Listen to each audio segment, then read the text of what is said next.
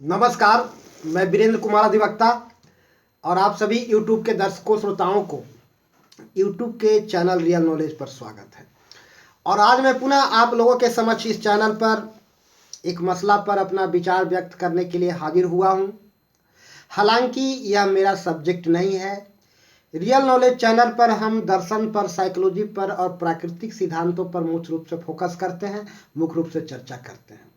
लेकिन एक अधिवक्ता होने की हैसियत से कुछ अधिवक्ताओं के द्वारा कहे जाने पर आज मैं इस विषय पर अपना विचार लेकर के आप लोगों के समक्ष हाजिर हूँ। जैसा कि आप सब जानते हैं कि पिछले एक सप्ताह से राज्य भर के अधिवक्ता हड़ताल पर हैं और हड़ताल राज्य सरकार से कुछ मांग को लेकर के है। मूल रूप से हड़ताल राज्य सरकार द्वारा कोर्ट फी में बेतहाशा वृद्धि के विरोध में है और अप्रत्याशित कोर्ट फी के वृद्धि के विरोध में राज्य के अधिवक्ता हड़ताल पर हैं। साथ ही अधिवक्ताओं के कल्याणार्थ कुछ मांग को लेकर के राज्य के अधिवक्ता हड़ताल पर हैं। इस विषय पर हमारे कुछ कलीग द्वारा, कुछ अधिवक्ता साथियों द्वारा मुझसे राय व्यक्त करने के लिए, विचार व्यक्त करने के लिए कहा गया। तो मैं आज इन अधिवक्ता साथियों के कहे जाने पर आज इस विषय पर अपना विचार लेकर के इस चैनल पर उपस्थित हूँ। तो मैं यहाँ यह कहना चाहूँगा कि राज्य का उद्देश्य लोक कल्याण है और लोक कल्याण के उद्देश्य से राज्य को अपना निर्णय लेना पड़ता है, लेना चाहिए। तो सरकार को लोक कल्याण के उद्देश्य से कोई भी नीति निर्धारण करना चाहिए और लोक कल्याण के उद्देश्य से कोई भी योजना बनानी चाहिए और कार्यान्वित करनी चाहिए। राज्य के जनता को सस्ता और सुलभ न्याय कैसे उपलब्ध हो, यह राज्य सरकार को विचार करनी चाहिए। राज्य की जनता को सस्ता और सुलभ न्याय उपलब्ध कराने के लिए जो समुचित निर्णय हो सके वही निर्णय लेना चाहिए। कोर्ट फी में बेतहाशा वृद्धि के कारण राज्य के उद्देश्य से राज्य की जनता, गरीब जनता को सस्ता और सुलभ न्याय उपलब्ध कराने के उद्देश्य में बाधा उत्पन्न हो सकती है। तो राज्य सरकार को चाहिए कि जितना कम से कम हो सके कोर्ट फी निर्धारित करे और इस बेतहाशा वृद्धि कोर्ट फी को कम करें ताकि जनता को सस्ता और सुलभ न्याय उपलब्ध हो सके। और आज मैं इस चैनल पर सरकार से के समक्ष अपना यह विचार रख रहा हूं कि राज्य की जनता को सस्ता और सुलभ न्याय उपलब्ध कराने के लिए कोर्ट फी में जो बेतहाशा वृद्धि हुई है इसको कम किया जाए और न्यूनतम जितना बन सके कोर्ट फी रखा जाए। और साथ ही राज्य के जनता को गरीब जनता को सस्ता और सुलभ न्याय उपलब्ध कराने के लिए, राज्य की गरीब जनता को सस्ता और सुलभ न्याय उपलब्ध कराने के लिए झालसा एंड डालसा के पैनल अधिवक्ताओं की संख्या में वृद्धि किया जाए। मैं यहाँ यह कहना चाहूँगा कि झालसा और डालसा के जितने भी पैनल अधिवक्ता हैं उनकी संख्या में 10 गुनी वृद्धि किया जाए और साथ ही झालसा और डालसा के झालसा में जितने भी पैनल अधिवक्ता हैं उनके फी में भी 10 गुना वृद्धि किया जाए ताकि राज्य के गरीब जनता को सस्ता और सुलभ न्याय उपलब्ध हो सके। और आज मैं यह रियल नॉलेज चैनल के माध्यम से यह राय राज्य के जनता के समक्ष साथ ही सरकार के समक्ष रख रहा हूं। और साथ ही मैं यह भी कहना चाहूँगा कि स्टेट बार काउंसिल को भी अधिवक्ता हित में जो हो सके वही निर्णय लेना चाहिए।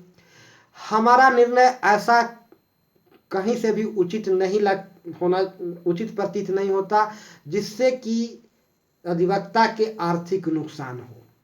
तो अधिवक्ता के आर्थिक नुकसान हुए बिना और अपना आर्थिक क्षति सहे बिना यदि कुछ उपलब्धि हो, कुछ प्राप्त हो, कुछ अर्जित हो तो ज़्यादा उपयुक्त है। और आर्थिक राज्य जैसा कि हम सब जानते हैं, यह विदित है कि पिछले 2-2.5 वर्षों से कोरोना महामारी के कारण राज्य के अधिकांश अधिवक्ता की आर्थिक स्थिति डामाडोल हो गई है, डामाडोल हो चुका है। साथ ही इनकी आर्थिक माली स्थिति बनी हुई है और राज्य में अधिकांश अधिवक्ता निम्न आय वाले लोग हैं, अर्थात अधिकांश अधिवक्ताओं की आय बहुत न्यून है। और साथ ही कुछ चंद ही अधिवक्ता हैं जिनके आय अधिक है, इनके अच्छा प्रैक्टिस है।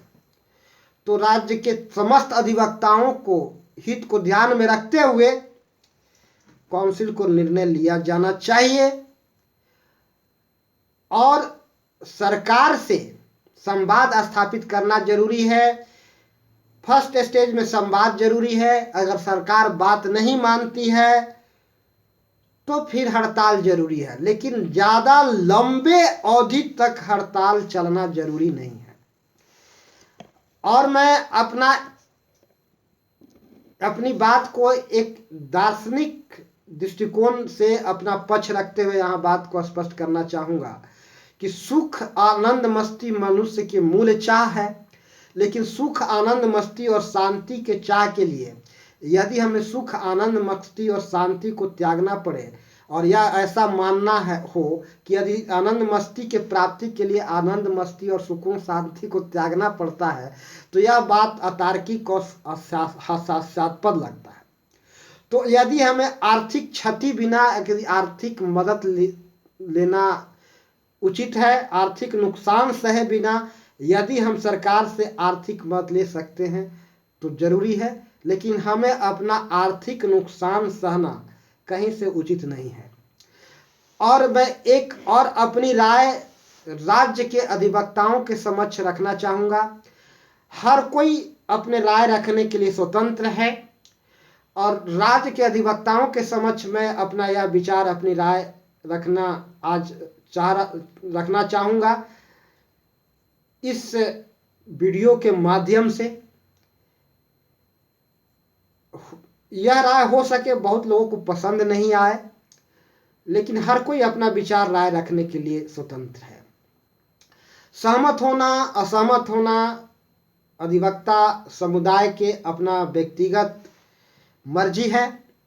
तो मैं यहाँ यह कहना चाहूँगा कि अधिवक्ता कल्याण फंड में, अधिवक्ता कल्याण कोष में हम अधिवक्ताओं के कमाई का कुछ अंश जमा होता है और हम अधिवक्ताओं को इसका लाभ तत्काल नहीं मिल करके भविष्य में किसी योजना के तहत मिलता है।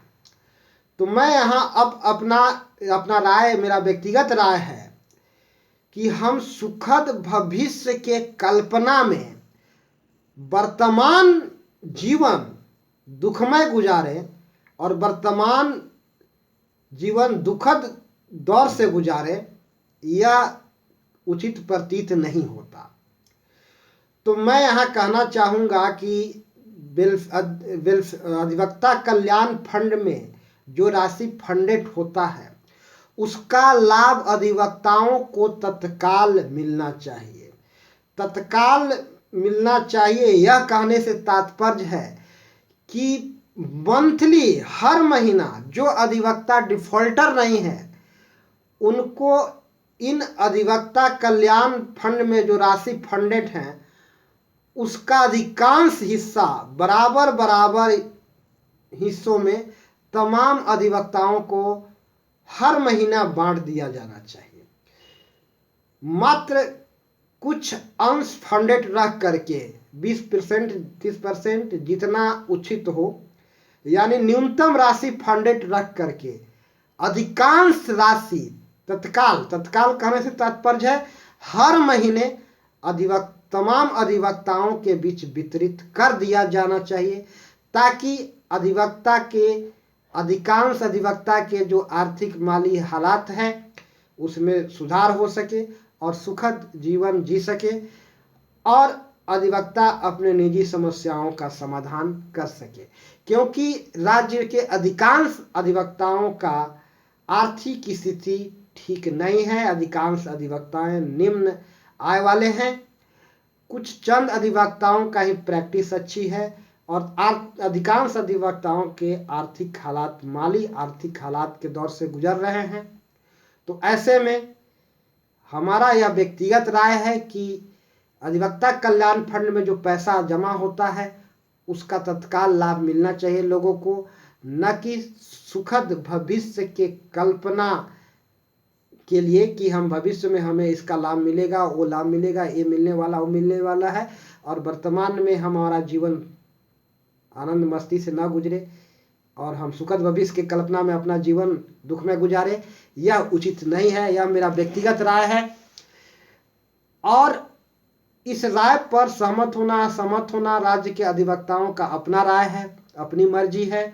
हर कोई अपना विचार व्यक्त करने के लिए स्वतंत्र है और इस लिहाज से मैंने भी अपना विचार रखा जो मैंने उचित समझा अधिवक्ता के कल्याणार्थ। और मैं यह भी बता दूं कि मैं राजनीति का ABC भी नहीं जानता और न मैं जानने का इच्छा रखता हूं। हमें राजनीति से कुछ लेना देना नहीं। मैं तथ्यों की चर्चा करता हूं, वास्तविक तथ्यों की रखता हूं लोगों के सामने, और मैं मूल रूप से प्राकृतिक सिद्धांत, दर्शन और साहित्य की चर्चा करता हूं। विभिन्न विषयों पर अपना दार्शनिक और साइकोलॉजिकल पक्ष रखता हूं। यह मेरा विषय नहीं है, लेकिन कुछ अधिवक्ताओं द्वारा इस विषय पर अपना विचार रखने के लिए कहे जाने पर आज मैं इस विषय पर एक अधिवक्ता होने के हैसियत से आज अपना विचार रखा। तो मैं अंत में यही कहना चाहूँगा कि जनहित में जो उचित हो सरकार को उस पर निर्णय लिया जाना चाहिए।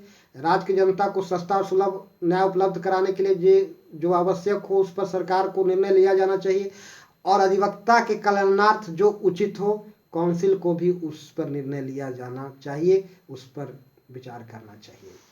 और अंत में मैं सभी जनमानस को और YouTube के सभी दर्शकों को नमस्कार कहना चाहूँगा और सभी अधिवक्ता साथियों को मेरा प्यार भरा नमस्कार और समस्त दर्शकों को मेरा प्यार भरा नमस्कार।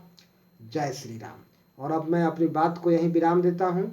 नमस्कार। जय श्री राम।